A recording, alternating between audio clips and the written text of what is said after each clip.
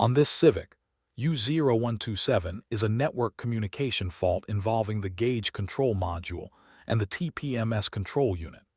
In plain language, the module that displays information may not be receiving the TPMS message it expects. The vehicle may show warning indicators. TPMS information may be missing or unreliable, and the fault can involve power, ignition feed, ground connector condition, or the FCAN communication wiring between the modules.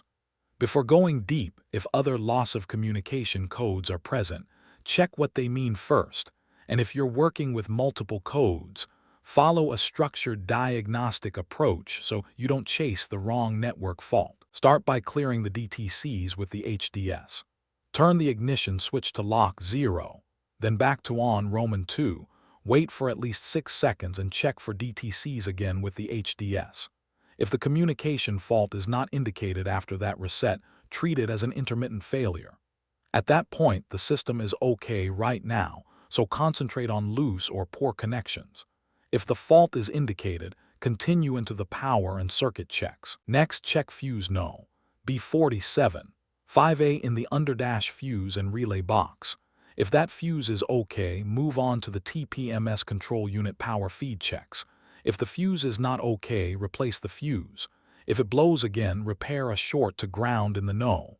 B47, 5A fuse circuit before going any farther. For the plus B TPMS line, turn the ignition switch to lock 0. Disconnect the TPMS control unit 20P connector and measure voltage between terminal No. 1. The BLU wire and body ground.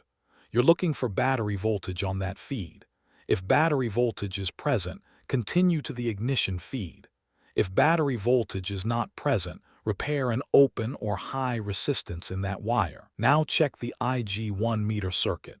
With the TPMS control unit 20P connector still disconnected and the ignition switch on Roman 2, measure voltage between terminal No. 3, the BRN wire and body ground.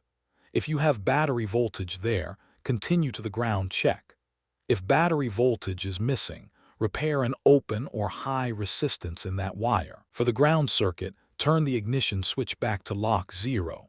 With the TPMS control unit 20P connector disconnected, check the ground path at terminal No.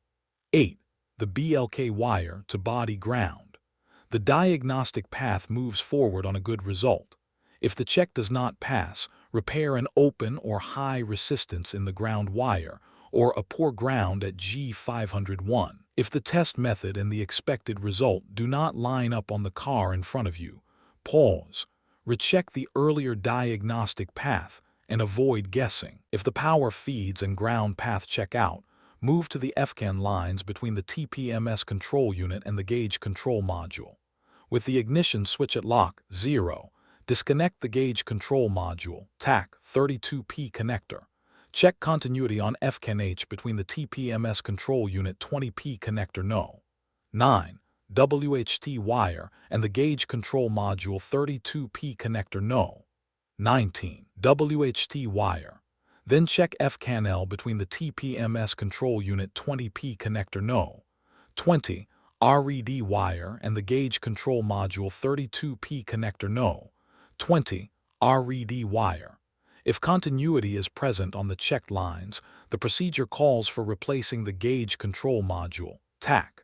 If continuity is not present, the fault is an open or poor connection in the FCAN wiring between the TPMS control unit and the gauge control module. After any repair, verify the repair and confirm the code stays gone under the same basic operating conditions used during the initial check.